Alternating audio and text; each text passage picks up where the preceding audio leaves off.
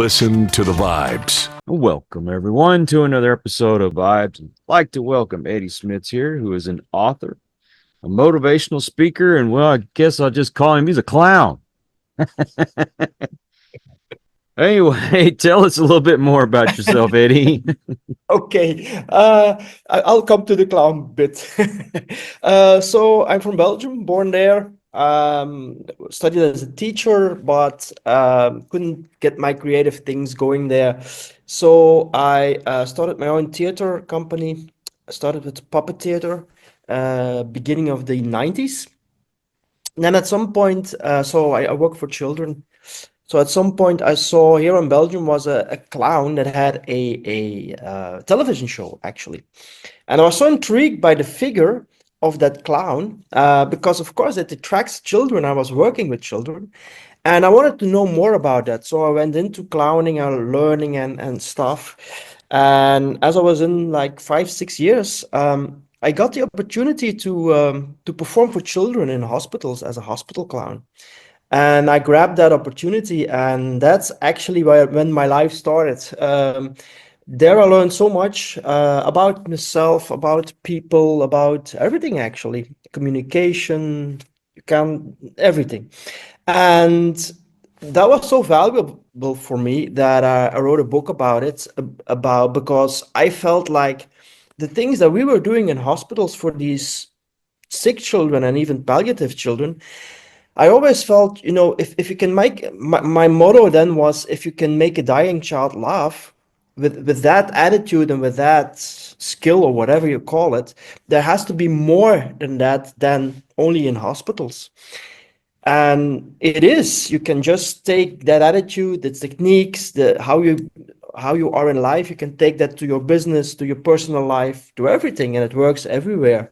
And I've been working around that since that, some high and lows, but that became my thing. And 2015, I stopped performing, went into coaching. That wasn't really my thing. I really needed to be on stage back again. So I did a TED talk at some point, and I felt like coming home again after so many years that I wasn't on stage. And so that's what I started up, started to speak about these things. And again, I felt like I was really in the thing that I wanted to say to people. I could reach a much bigger audience than when I was coaching one-on-one. And the book is from 2012. So I've been working 12 years around that theme, around how can you use these things of a hospital clown in real life. So that's me in short. Do you have maybe a shtick or something that goes along with being a clown? Um, Not really, because like hospital work, it's all improvised. So we improvise, and we tend to take nothing in the room, just ourselves as a clown. Mhm. Um, and also in my let's say my makeup and stuff is very limited to little red nose, a little bit my blush on my cheeks, and I have these two fake pieces of hair on my head. That's what I do. So that's it actually. So that's so it's really basic clowning, because that's what you need when you perform for sick children. That's the difference actually between, like, saying entertaining a birthday party. There, when you come in and they see the red nose, they go berserk, right? Ah, the clown is there, Yeah. woohoo, fun. But in a hospital, it's like they can be scared, they can be sick, they can be in pain, they can be in the last days of their lives. So there is, it's totally different. There, the red nose is something sometimes even scary for them. So it's a total different approach. Yeah. Yeah. Do you tell jokes or anything like that? It's like it's like a little bit of ping pong game you play. So you come in, you observe, you see what's Mhm. going on. Of course, you had a briefing before to know what the kid has and stuff, but actually you don't take that in account. You know it in your back of your head because it just can be important. Like when you see a kid with his broken arm, you can make a joke. Oh, did you fight? Blah blah blah. But you don't know. Maybe it's been abused or something. See, so you Yeah. have to be careful how you have to tread carefully. And then a sort of game begins. So you come in, you observe, you see what's going on, you try to make some connection with the kid. Maybe in the briefing they told you he likes, I don't know what, Power Rangers, whatever. So you try to make a connection, and once you have the connection, then sort of game starts, and you follow the kid in what he wants or what he can do or can't do. Maybe he's tied in his bed, he can't get out of bed. Maybe he can. You don't really know. And then this sort of game starts where, of course, the ultimate goal is to make him laugh or her laugh. And that's what you do. And you try to be in the room 10, 15 minutes max, because you have a lot of children to do in hospital. And then you end the game, and up to the next room. So that's the kind of thing you do as a hospital clown. Has there ever been a time when you like really, really connected with a child? Like you got emotionally involved with that child? Yeah, a lot of times. Especially in the end of my hospital clowning career, when you do the palliative work, there you connect so much because there you need the real connection, because they are so, yeah, they are literally in the last days of their lives. So you need to really connect with them, and that means you have to be open, honest, emotional, everything that comes. You have to accept it, because if you don't, the kid will feel it. The child will feel it, that you are not genuine, that you're just playing a clown, right? You have to Right. be that clown, be that thing. Yeah, and then it's inevitable that you make a connection, and that is also inevitable. Then, some kids they make it, others they don't. Then it's inevitable that if they don't make it, it's like, yeah, it's like being hit with a hammer, and that's also why most of the hospital clowns who do palliative work, it's not forever. They have a limited edition. They at some point, I always tell, it's every time something happens like that, it's a drop in the bucket, right? And at some point the bucket's, yeah, it's full, it overflows, and then you have to stop, because then you can't do the work anymore then, or you can't do any good anymore then. It's So got to yeah. be a type of catch 22 because you're doing something great that makes you feel good, but then when you get that story of, oh, this child's passed away, that's got to be a real dagger in your heart. It is, and the only thing that gets you through then is knowing that, not only you had a connection, you made the kid laugh, but it's also very important, and people tend to forget that the parents are there too, right? Or their little sister or little brother, Mhm. and that's the ones actually you also do it for, because they take, I mean, they haven't laughed for weeks, right? And they take home that feeling, and they take home that emotion, and that's the kind of connections you also make through, of course, the sick child, and that's what makes it worthwhile. Also, not only the kid in that moment, but afterwards, the family still they keep that thought, that this smile, or I had children really with tears in their eyes from laughing, right? And that's the thing they remember about the kid when he's not there anymore. So that's how I get by it, and that's how also I could keep on doing the work for so long, actually. Yeah.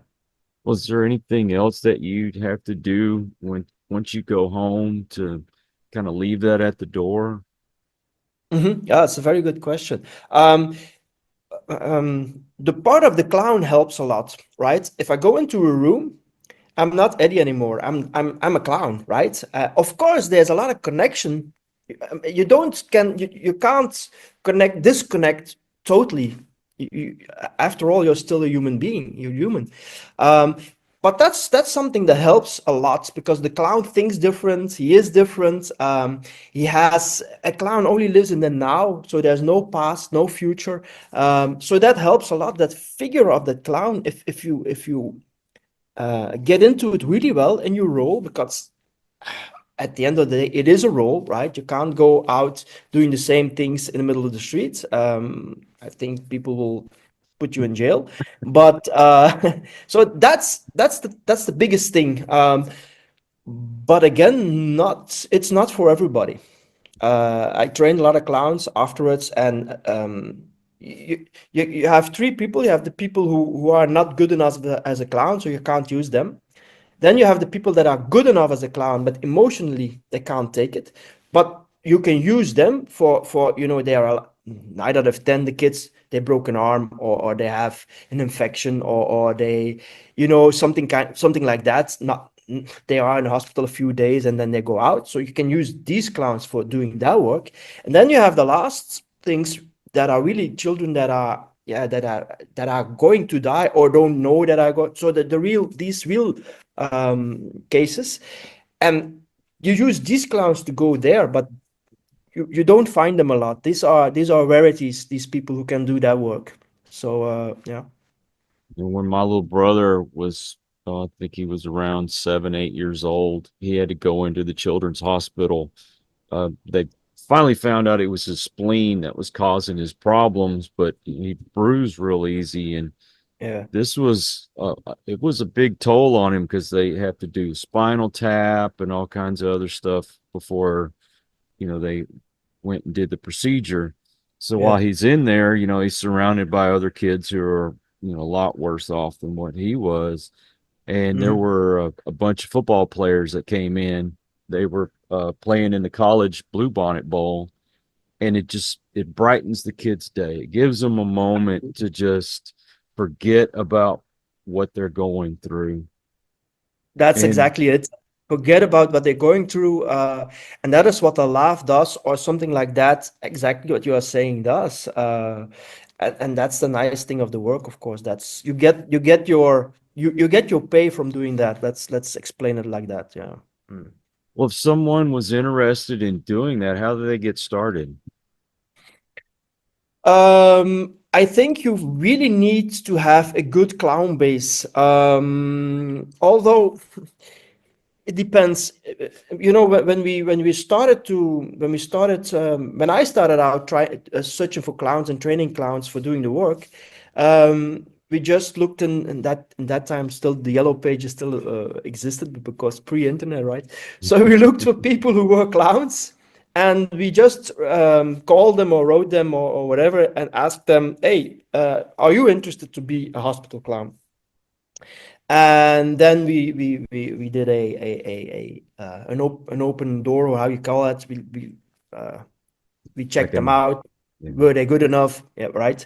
Um, we worked like that. But what we saw and felt is that we had to de-learn them a lot of things. So they knew a lot of things of clowning, but we had to bring them back to the essential thing of clowning. So that took us a long time to get them there. So what we did at some time, we just asked. Then social media was going around. We just asked on social media, hey, are there any people who are interested to do clowning work? And you don't need to be a clown. You don't need to know anything. We only need somebody who is motivated to do it. So we got a reaction on that, and then we took our people from that. Of course, also we did some play with them, and tests, and then we trained them to be a hospital clown. And that was easier, that was and quicker, actually, because when you have to de-learn something, it takes more time than if you have to learn, have to teach somebody something. So at that was the moment that we started to do it like that. But the basics that we learned them is clowning. The basics is, how does a clown think? How does he go in a room, and you go in a room having pity with a child, but how does a clown enter a room? No, he's just curious, right? He's so curious about what's going on there and what's going on under the bed, and he doesn't see the seriousness of it. He sees the playfulness of it, and from there you start, and of course it's by doing that you learn. Nobody starts out. When we started out with two clowns. We didn't know anything, because at that point hospital clowning in Belgium didn't exist. You had Patch Adams in America, and then his movement, so there was something going on there. But in Belgium we didn't know anything. We just did what we thought that we had to do, and of course, a lot of times this was wrong. But so we learn by doing it, and at some point, of course, you get the hang of it, and then. Uh, because even I know that not every hospital wanted us. Huh? They were, and that now it's so common. I think every hospital has its hospital clowns, or most of the big ones in each case. But in that period, it was like, no, we don't want that. No clowns in a hospital. So yeah, really, we had to convince them and say, okay, but let us just come once and see how the nurses react, see how the doctors react, and just see how it plays out. And we did a lot of times we needed to sell ourselves actually, right? Yeah. Are you able to teach over Zoom and that kind of thing? Yeah, it's possible. Yeah. Um, and that was also a thing we had during COVID because then we couldn't go into hospitals anymore. And so at that point, I proposed to the clowns, okay, let's do a chat, right, with the children via Zoom or whatever. And there were not a lot of clowns who wanted to do that. They say, no, it's not going to work, Eddie. We can't, if you don't have the real connection, it's not working. And here also I said, listen, I think it's going to work, but why don't we try it? So, and we agreed that we tried it with the clowns that wanted to try it, because if they don't want it, then it's not going to work anyway. So with the clowns who wanted to try it, we did it. And we found out that it worked magically. Of course, it was another way of working and another way of approaching the child. That was totally different. But the key thing, making them laugh, having this playful clown thing, that worked magically, even on Zoom. So yeah. And do you have a website that people can go to? Maybe they're interested in doing that. Yeah, it's just my name, eddysmits.com. There's not so much on it, but there's stuff on it. In each case, you can contact me through that. Whatever you want to need or know, or just contact me. I'm glad to help with anything you need. Yeah. And your book, where can people get your book? Yeah, that's a problem. I'm looking into it, what I'm going to do with it, because the publishing firm that published it in 2012 went bankrupt in, I think, 2018 or something. So the paperback is not available anymore. But if people are interested, just send me an email and I will send you for free the PDF version of the book. So we'll solve it like that. Oh, Yeah. awesome. Was there anything else you'd like to share before we go? No. Thank you for inviting me on your podcast, and thanks for the talk. Thanks that I could introduce myself. And yeah, again, people who are interested or want to know more, just contact me. Yeah, I appreciate your time. Thank you for reaching out. I'm very happy to do that. Yeah. And I also want to thank all you folks out there. If you are new to the channel, I hope you'll come back.